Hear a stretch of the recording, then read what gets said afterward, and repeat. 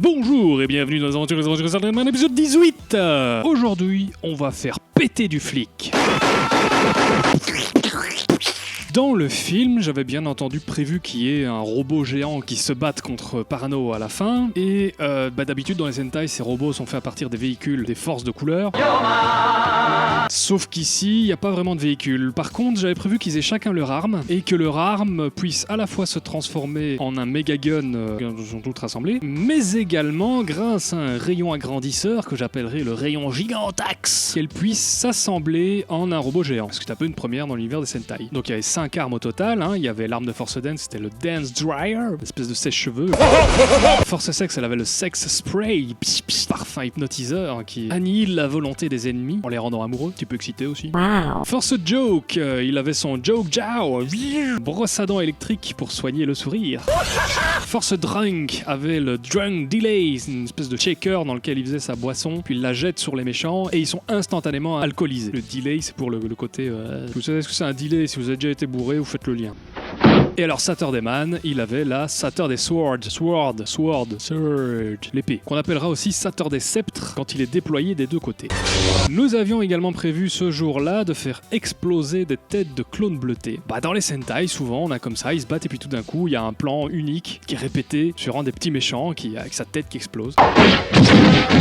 Et donc j'avais une fois de plus envie de sortir les pétards pour dégommer du clone bleuté. Alors Saturday Man, c'est pas une production à gros budget, donc il me restait 2 pétards et je devais au moins en faire sauter 4. Donc on avait un petit mannequin sur lequel on avait mis une tête en polystyrène peinte en bleu dessus, un masque de clone bleuté qui était préfendu, en post-prod j'enlèverai la fente, et 3 caméras pour filmer sous 3 angles différents. Donc dans le métrage, quand vous verrez 4 clones bleutés exploser, en fait il y en a eu que 2. Magie du cinéma. J'ai commis la grave erreur de vouloir retourner ça sur mon fameux fond bleu, là, le fameux bleu Pampers qu'on avait fait pour la ville miniature. Grave erreur, puisque là aussi je devrais détourer les explosions, et notamment détourer la fumée. Alors oui, je sais, détourer de la fumée, ça paraît dingue comme ça, mais je l'ai fait. On prend le bloc, et puis on fait une espèce de masse de fusion, puis là, petit morceau par petit morceau, on recompose le truc et ça passe.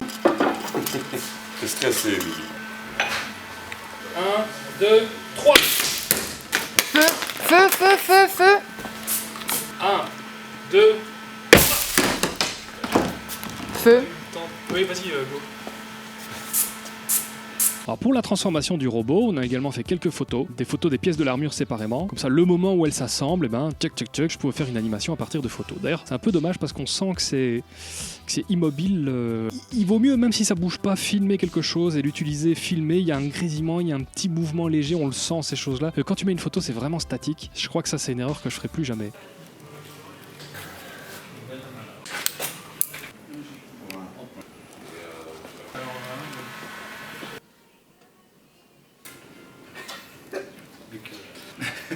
Là, putain, mon nom, il va plus tenir. Ça m'évite de devoir faire un export 3D d'un machin qui tourne.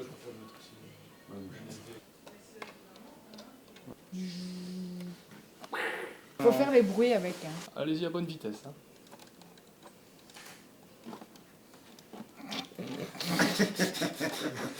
Je vous propose en exclusivité mondiale de visionner le résultat de la séquence de l'assemblage des armes et de la transformation du robot. Transformation qui a été corrigée par rapport à la toute première version, celle qu'on a diffusée en 2011, puisque, et c'est Cyril Lambin de No Life qui me l'a fait remarquer, le robot ouvrait ses yeux avant que la Saturday Team ne rentre dedans. Or, dans les Sentai, le moment où le robot ouvre ses yeux, c'est le moment où il prend vie, donc la team doit être dedans, et ensuite le robot ouvre ses yeux. Enfin bon, bref, une broutille, mais ça me paraissait important de le souligner. Allez, on s'assied bien profondément dans son fauteuil, et on se mate la séquence transformation des armes et transformation du robot.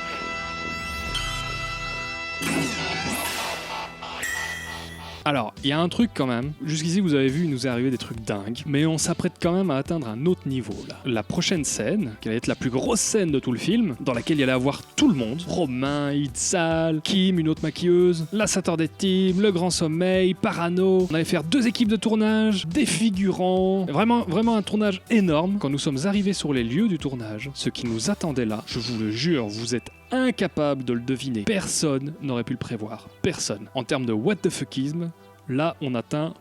Et cet incroyable ovni, c'était... épisode 19.